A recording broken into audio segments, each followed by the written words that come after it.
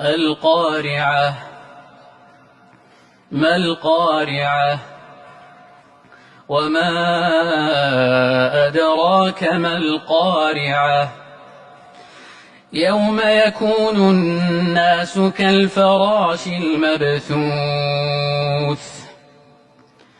وتكون الجبال كالعهن المنفوش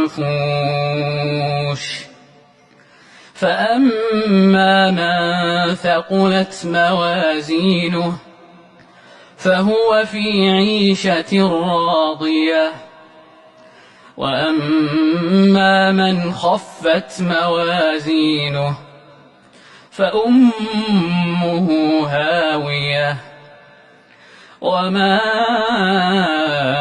أدراك ما هي نار حامية. ويل لكل همزة لمزة الذي جمع مالا وعدده يحسب أن ماله